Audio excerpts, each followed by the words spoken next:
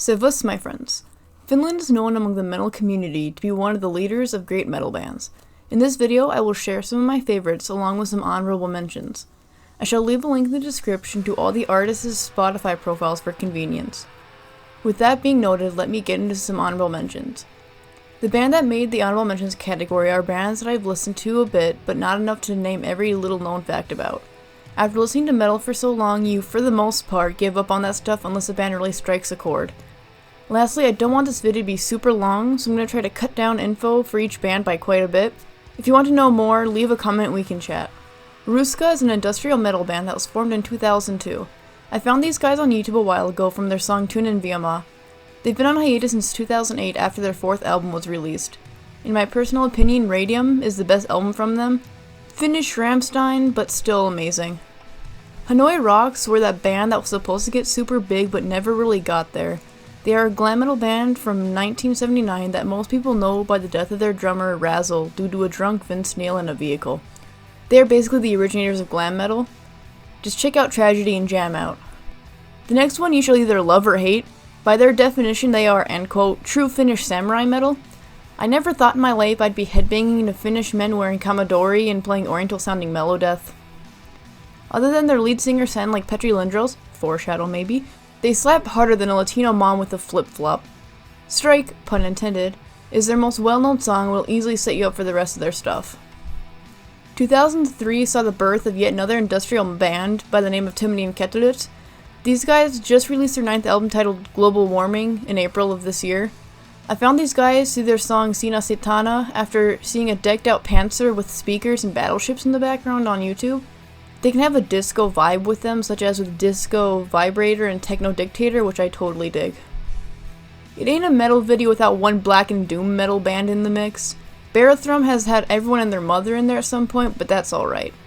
I love Legions of Pericles more than I love myself, which really isn't saying much, to be honest. Calma, calma, calma. Where would we be without you? If it isn't evident by now that me and Melodeath are a thing, it doesn't get any better.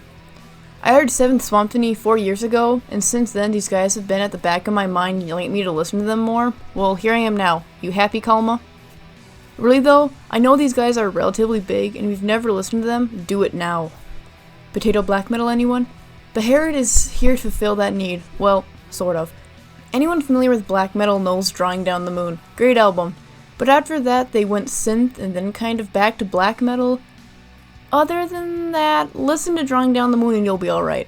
Wester, Souther, Easter... I said I would foreshadow. Petri's back again with the mindfuck that is Norther. Melodeath? Yeah.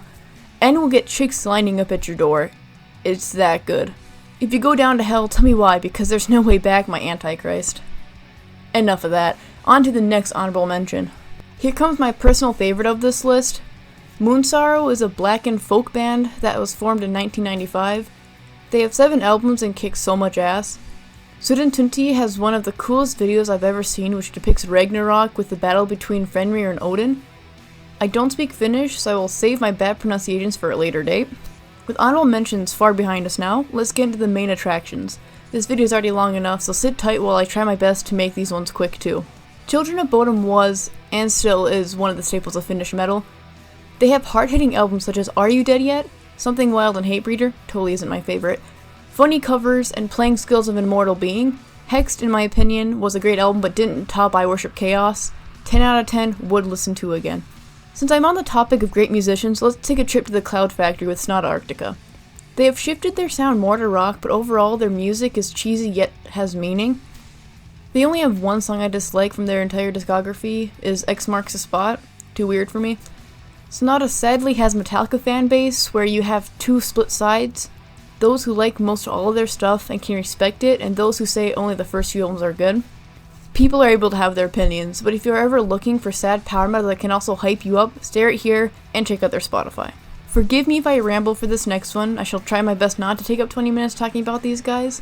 A quick story though, back when little me was really getting into metal 7 years ago, I found this band and instantly fell in love. These guys were called Ensiferum. I know, most of you are saying, oh yeah, of course, it's that band. Wow, poser. Well, yes, but actually no. Iron, Ensiferum, Victory Songs, One Man Army, All of their albums are amazing. Petri, Marcus, Yana, and Sammy work so well together and know how to write the good stuff. Iron is my favorite album of all time, and no one can take that away from me.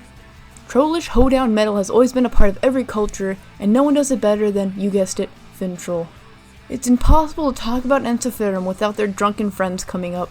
Their music is unique and overall fun to listen to. Not only do I not speak Finnish, I also don't speak Swedish, so no pronouncing albums for me.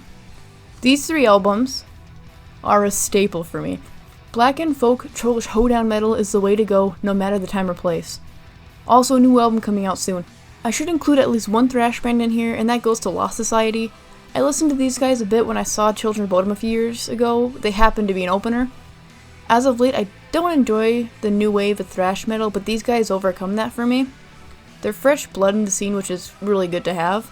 They did a cover of PST88, so how could they not be a great band?